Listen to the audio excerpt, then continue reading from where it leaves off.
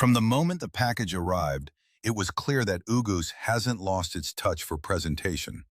Inside, the SK4 Pro is nestled securely alongside its dedicated power adapter, an HDMI cable, and the star of the accessory show, the UGOOS Bluetooth remote.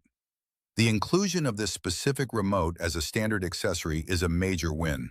It's not just a plastic clicker, it features IR learning buttons, voice search capabilities, and a highly responsive air mouse function. In a market where many manufacturers cut corners on the remote, UGOOS provides a tool that feels engineered for the interface it controls. The SK4 Pro maintains the signature UGOOS design language: compact, square, and industrial. The chassis feels well constructed, featuring a subtle LED status bar that adds a modern flair without being distracting in a darkened home theater environment.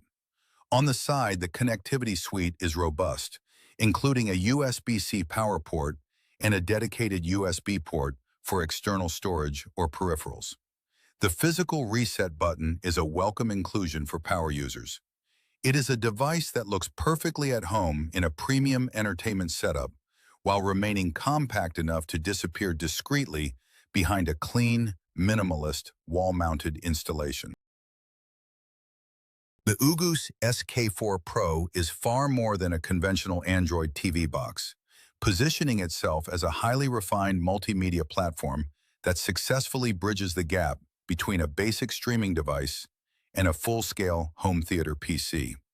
Powered by the cutting-edge Amlogic processor, backed by extensive software customization options, advanced audio controls, Samba integration, and one of the best Bluetooth Air Mouse remotes currently available, it delivers a level of flexibility and performance rarely found in this category.